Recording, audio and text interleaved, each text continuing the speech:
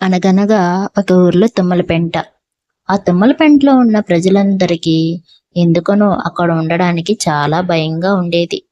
ఏదో తెలియని శక్తి చుట్టూ తిరుగుతున్నట్లు అనిపించే భయం. ఆ ఊరిలో సాయి కృష్ణ అనే యువకుడు ఉండేవాడు. అతని జీవితం చాలా కష్టాలతో నిండిపోయి ఉండేది. చిన్నప్పుడే తన తండ్రిని కోల్పోయి అమ్మతో కలిసి రోజు కూలి పని చేస్తూ బతికేవాడు. కానీ ఎంత కష్టపడ్డా అతనికి ఎప్పుడూ దురదృష్టమే ఎదురయ్యేది. ఒకరోజు సాయి కృష్ణ ఇంటి ముందు ఒక పాత పుస్తకం పడిపోయింది. అది ఎవరిదో తెలీదు. ఆ పుస్తకం కవర్ మీద ఒక భయంకరమైన బొమ్మ కనిపిస్తుంది. కాళికాదేవి రూపం. కళ్ళల్లో అగ్ని, ముఖంలో కోపం, కానీ లోపల ఏదో కరుణ దాగి ఉన్నట్లు కనిపిస్తుంది. ఇది ఎవరిదో? ఆ పుస్తకాన్ని తీసుకుని తెరిచిన వెంటనే ఒక వింత గాలి అతని ముఖాన్ని తాకింది. పుస్తకంలో మొదటి పేజీలో ఇలా రాసి ఉంది: ఈ కథను వినగానే కాళికాదేవి ఆశీర్వాదం తప్పక లభిస్తుంది, కానీ మధ్యలో ఆపకండి. సాయి కృష్ణ కొంచెం నవ్వుకున్నాడు. ఇలాంటి వాటిని నమ్మే రోజులు పోయాయి అని అనుకున్నాడు. కానీ అతని మనసులో ఎక్కడో ఒక చోట ఆ మాటలు వినిపిస్తూనే ఉన్నాయి.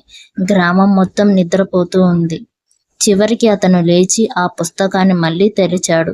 ఆ పేజీలో ఒక కథ మొదలైంది. పూర్వం ఈ గ్రామం దగ్గర ఒక అరణ్యం ఉండేది. ఆ అరణ్యంలో ఒక పురాతన కాళికాదేవి ఆలయం ఉండేది. కానీ ఆలయానికి ఒక రహస్యం ఉంది. అది ప్రతి ఒక్కరికి కనిపించదు. భక్తితో పిలిచిన వారికి ఆమె దర్శనమిస్తుంది. సాయి కృష్ణ ఈ కథ చదువుతున్న కొద్దీ అతని చుట్టూ ఉన్న వాతావరణం మారుతున్నట్లు కనిపించింది. అలా లాస్ట్ పేజీలో ఇలా ఉంది: ఒకరోజు ఒక పేదవాడు ఆలయానికి వెళ్ళాడు. అతని మనసులో ఒకే కోరిక, తన జీవితంలో ఒక మార్పు కావాలి.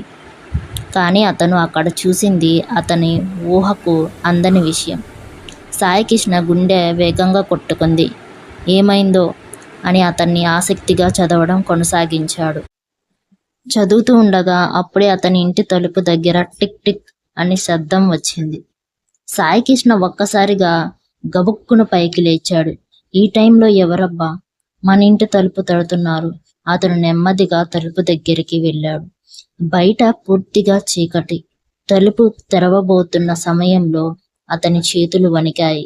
మళ్ళీ అదే శబ్దం, టిక్ టిక్. ధైర్యం చేసి తలుపు తెరిచాడు. కానీ బయట ఎవ్వరూ లేరు. కానీ నేలపై ఒక చిన్న ఎర్రటి పువ్వు పడింది. అది సాధారణ పువ్వు కాదు, అది కాళికాదేవి పూజలో వాడే పువ్వు. రాము గుండె ఒక్కసారిగా వేగంగా కొట్టుకుంటుంది. ఏమిటిది? నేల మీద ఎర్రటి పువ్వా అని ఆశ్చర్యంగా చూస్తున్నాడు. అతను ఆ పువ్వును తీసుకున్న వెంటనే ఒక మృదువైన గాలి గంభీరమైన స్వరం అతని చెవిలో వినిపించింది: భయపడవద్దు, నేను నీతోనే ఉంటాను. ఆ స్వరం వినగానే వెంటనే వెనక్కి తిరిగి చూశాడు. కానీ ఎవ్వరూ లేరు. కానీ ఆ స్వరం చాలా స్పష్టంగా వినిపించింది. అతని చేతిలో ఉన్న పుస్తకం ఒక్కసారిగా తెరుచుకుంది.